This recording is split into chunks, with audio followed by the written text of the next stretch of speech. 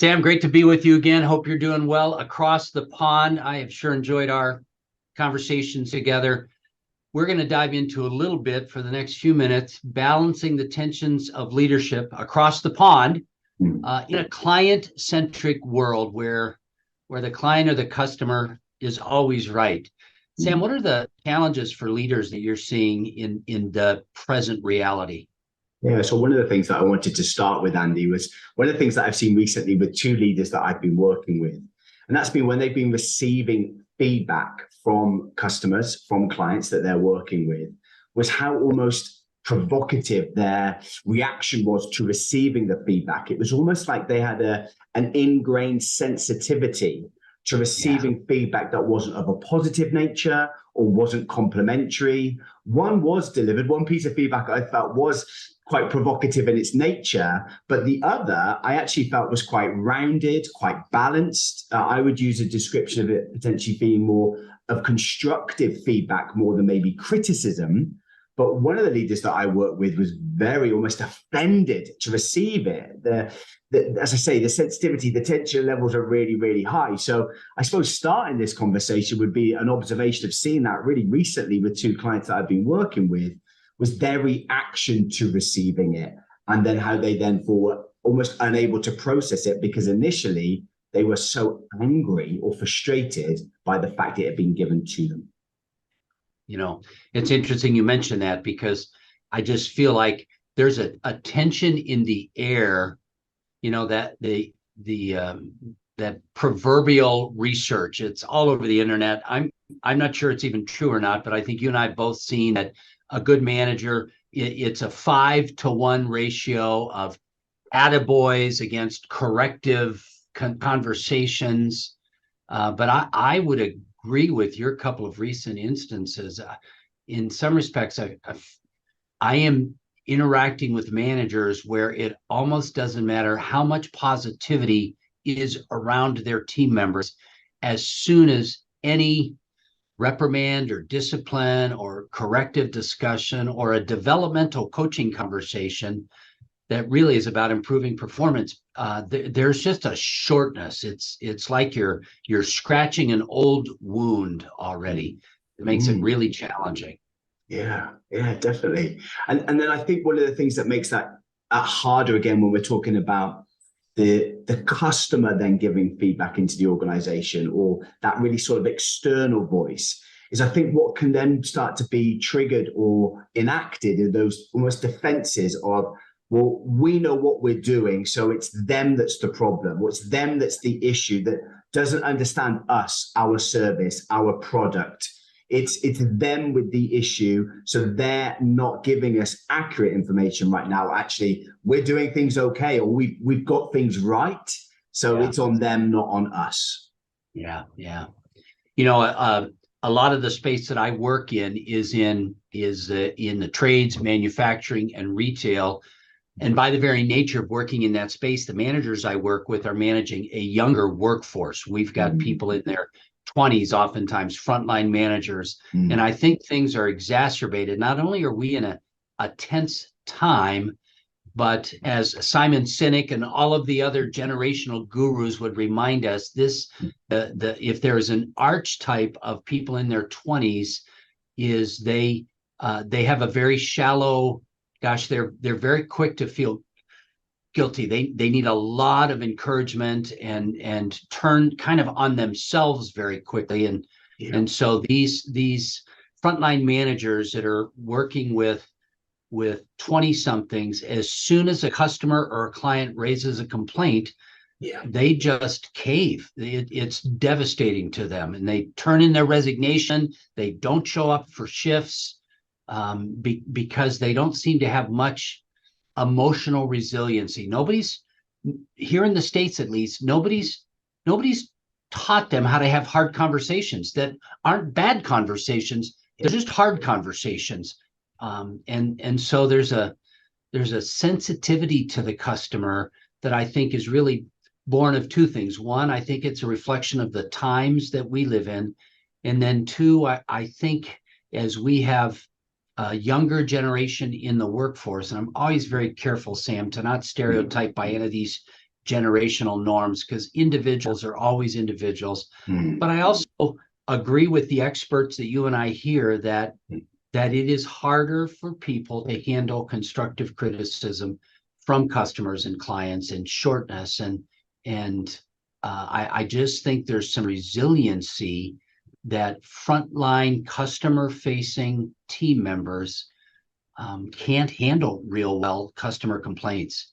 Yeah. I don't know if you're seeing that in the UK, but it's really a challenge here because we've got short-fused customers and we've got people that are client-facing that don't have the interpersonal skills to handle conflict. Yeah, it's something that I see over here a lot, Andy, in the other sort of sphere of my work, sort of more readily, I suppose, working with the elite performing athletes, particularly around that age group that you're describing. They are young, they are ambitious, they are deemed successful because they're playing at the elite level. That's just a client group that I work with. But with that status and that level comes, not only are they performing in front of large audiences, many thousands of people will be in the stadium watching and responding to their performance, but there will also be many activities on things like social media, but also the punditry and commentary that follows each and every fixture and match over here, particularly in the football world over here. There's huge amounts of information and comments passed on players' performances, and it can be, exactly as you said, a real trigger into their self-esteem, their self-confidence, a drop of resiliency if they're to be receiving negative feedback in that way, or to be offered what could be deemed by them criticism, rather than just learning from the customer, the fan's experience. So I do see it a lot in that space. But I suppose leading that into where we were just a moment ago, thinking about leaders and managers in the organization, it throws up a question for me, Andy, and we might not reach an answer in this session today, but I suppose my question is, how do the leaders balance that tension between creating an environment where their customers have a voice and they are encouraged to give their feedback or give their opinions on service, product, and their overall experience, and also then balance that in a way that means their employees are robust enough or resilient enough to be able to receive it for its positives, rather than it then crippling them or breaking them down in a way that it becomes a very negative experience for them? That would be my wondering. I suppose that might be valuable to explore that together. Yeah. I mean, we struggle with that here in the States just as much as you do, I think. Part of it, I think the answer is in the senior leaders continuing to remind their team members and the managers underneath them of the mission and vision and strategy of the organization, the bigger picture, that dissatisfying a customer today does not mean we're not doing the job that was commissioned to us by the shareholders, or if it's an NGO, by the mission of the organization. And so I think perhaps more than ever, I've been challenging leaders to take that time and get that high vision in their people and make sure they're reminding people we're in this for the long haul. And we have unhappy customers today, but we're doing a good enough job that we're going to be in business 3 months from now and 3 years from now. And we're going to continue to serve our constituency well. And in some respects, more than ever, probably the leader's job in 2023 is to serve their employees as if those employees were the most important customers, because you've got to continue to invest in them. Yeah. I think one of the things that I notice and that I see a lot is that potentially frontline staff and also maybe leaders and managers too start to fall into this category of viewing customers as either they love us or they hate us. They are our biggest fans or they're not the right people for us. And I struggle with that at times. I know it may be my lens, my background of always viewing human beings as unique and very complex, and very rarely is it ever one or the other, that sort of binary thinking, black or white, for example. And I wonder if that's maybe a defense, but also maybe a strategy that can live within organizations and teams to either think that these are our sort of our avatars, our dream clients. This is what we're aiming to work with and who we're looking to sell to as our customers. And then if therefore they don't fit into that box or they disagree, or then they're not right for us and they want to therefore be pushed away. And as you just mentioned there, which is what struck into my thinking, Andy, is actually maybe it's okay on one level that the customer isn't very happy right now. But by giving us this feedback, they're able to then be adjusted or responded to in a way that means they will become a lifelong customer. They will still be with us in 3 months' time. Just because they're unhappy now doesn't mean that we forget about them or cut them adrift. But in fact, actually, we maybe develop a relationship with them and use their experience for our benefit and their benefit to have a longer standing relationship. What are your thoughts? Yeah, I mean, I echo what you're saying. And I do think it ties back into what you mentioned a couple of minutes ago about your work with these elite athletes. I've got a client whose main customer is Walmart, the huge conglomerate here in the States and globally, but particularly here in the States. And, you know, part of the challenge they're facing is Walmart overall is pleased with my client's work. And the managers that I work with on improving team performance, their teams are performing. Walmart is renewing and expanding their business relationship with this client of mine. And so according to the paperwork, according to the business value, they've got a long-term client. But part of the challenge takes us back to this individual performer you talked about. Because of social media and because of the comfort of interpersonal communication being done spontaneously, there are individuals inside Walmart that are shooting off quick texts to my clients saying, hey, you didn't do this right, you didn't do that right. And it's a line worker at Walmart who's frustrated with an install or something. And I think part of the voice that people are trying to process is now everybody at some level feels like an economic decision maker, where they used to deal with Walmart. Now they're dealing with that person who's shooting them a text saying, I'm really disappointed. And I suspect that's similar to your elite athlete who checks their social media after a football match and has people saying, you ruined my afternoon or something. I don't know. I think there's probably a parallel there. Do you think? I think there's a huge parallel there. And I suppose what we're starting to move into is that recognition, or the potential recognition, that what may have used to been given as a stronger, bigger message is now being given in individual messages, because there are platforms such as social media where those individual messages can now be presented or given back to the leader, the manager, the organization, because of that being the very nature of how these social media platforms are structured. Previous years, it would have been, or in previous decades, for example, it would have been that the players that I worked with would have left the pitch. They would have got some sense if the fans in the crowd liked it or didn't like it, but they'd have really been looking for feedback from the managers and the coaches of their team. There may be a little bit of exposure to the newspaper, but that news would have been very quickly moved on into the next fixture. Whereas now, actually, things like social media comments can be bombarded or just emphasized over and over again. That then gets picked up by the press and by the media. Players then go into interviews 3, 4, 5 days after the match, and they get referred to in the meeting or in the pre-match conversation for the next game about what happened in that match.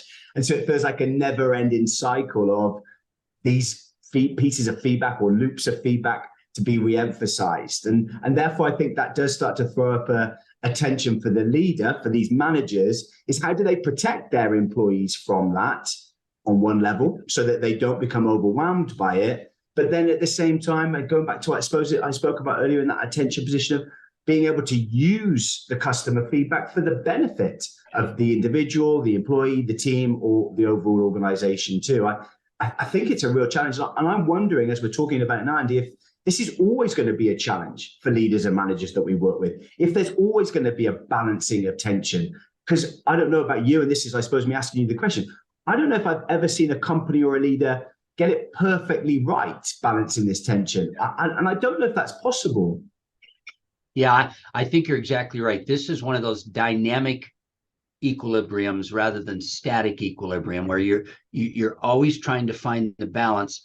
I do think, and it sounds like you and we're having very similar experiences, whether it's on the continent, whether it's in the UK, whether it's in the States or North America, that the individual voice of the customer has never been stronger, which creates a heightened sensitivity that leaders need to make sure they're addressing with their teams and recognizing this isn't going away.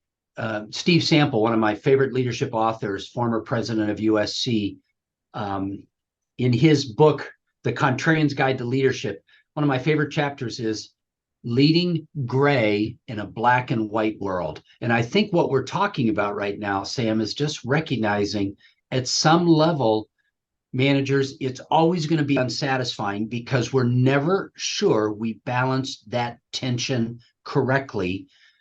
And boy, the clients are sure not letting us know because we're having very few voices of affirmation and a whole lot of voices of condemnation and frustration and disappointment and things like that. So it's probably, I think the thing that we can conclude as we look toward wrapping up this brief conversation is, I think you're right. The tension never goes away.